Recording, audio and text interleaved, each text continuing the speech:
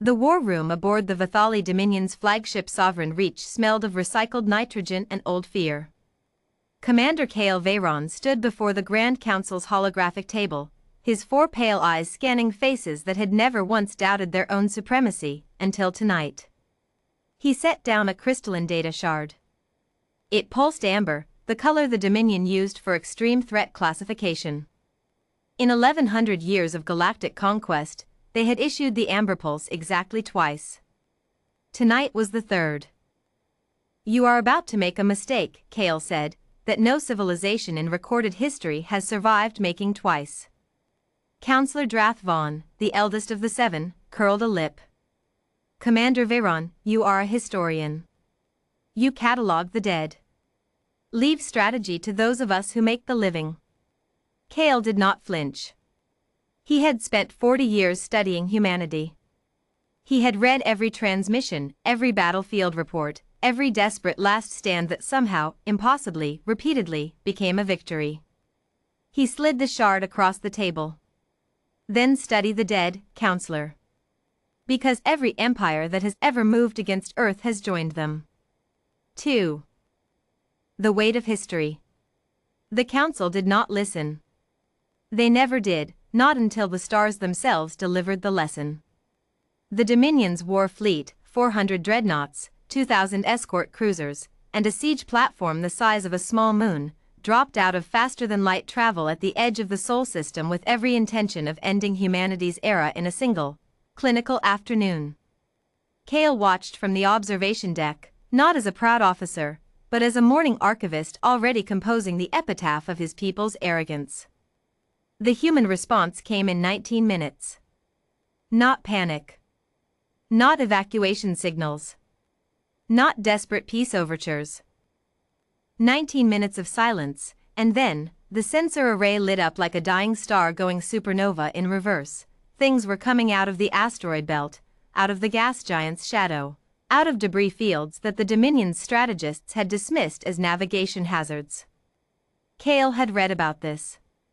Humans called it playing possum. They had been doing it since before they could reach orbit. Admiral Ethan Cross, Human Fleet Commander. 3. The Admiral speaks. The transmission that crackled across every Dominion channel was not routed through a diplomatic bureau or filtered by a protocol AI. It came raw, direct, from the bridge of a human vessel, the ISCS Unbroken, a carrier-class warship that had materialized from behind Saturn's rings like a ghost stepping out of fog. Admiral Ethan Cross appeared on the screen.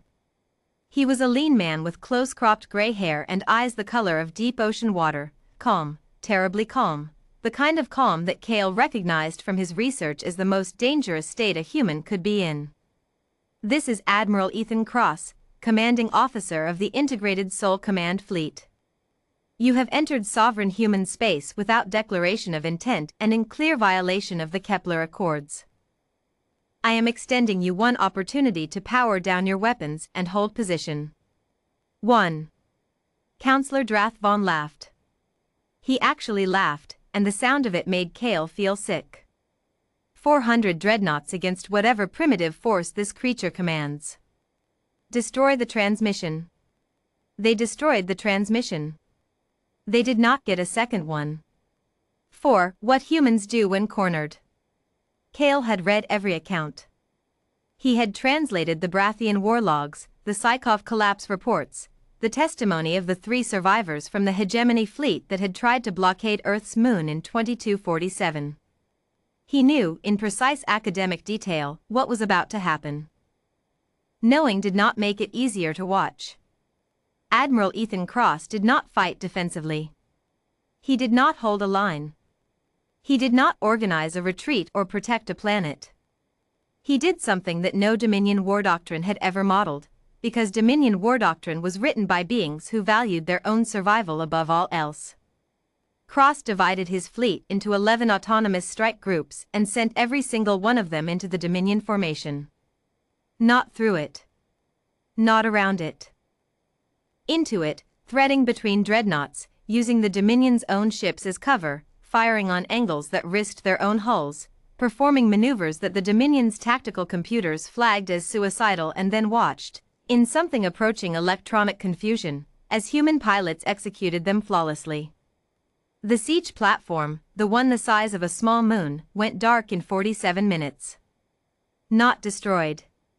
Taken. Boarded by 112 humans in pressure suits who cut through 3 meters of reinforced hull plating with equipment they had improvised from mining tools, fought through 6 levels of Dominion security, and detonated the power core's safety locks from the inside. Cale recorded every second. It was, he thought, the most terrifying piece of military history he had ever witnessed live. The lesson the Dominion paid for. When 60% of the fleet was gone, not retreating, gone, and when Admiral Ethan Cross reopened communications with the precise, unhurried manner of a man who had never once doubted the outcome, Counselor Drathvon had finally stopped laughing. "I want you to understand something," Cross said, his voice carrying no triumph, no gloating, just the flat weight of someone stating a geological fact. "We did not want this. We warned you. My people have been warning yours for 30 years. We are not conquerors. We do not expand for pride. But we remember every species that has come here thinking we were easy, and we remember what it cost them. The Brathians. The Psychov Coalition. The hegemony. You've read the histories, I assume. Or your historian has." Cale realized, with a start, that Cross was looking directly at him through the feed, as if he had always known exactly who was watching. "Commander Veyron," the Admiral said. "I've read your papers. Your analysis of the Brathian campaign was excellent. You were right then, and you were right tonight. I'm sorry your council didn't listen. They rarely do, until they have to." Cale stood very still. In 40 years of studying humanity, he had somehow never considered that they might have been studying him back. 6. The archive grows. The Vithali Dominion signed the ceasefire within the hour. The terms were not humiliating. Humans, Cross explained, were not interested in humiliation. They were interested in peace. The distinction, he noted, was important, because one of those things lasted. Cale Veyron returned to his archive. He had a new entry to write, the longest and most detailed of his career, and he began it the way he began all his great works, with a warning that he hoped, this time, someone would finally read before the shooting started. He titled it, "On the Nature of Humanity, Why Every Civilization That Has Called Them Weak Has Funded Our Greatest Cautionary Tales."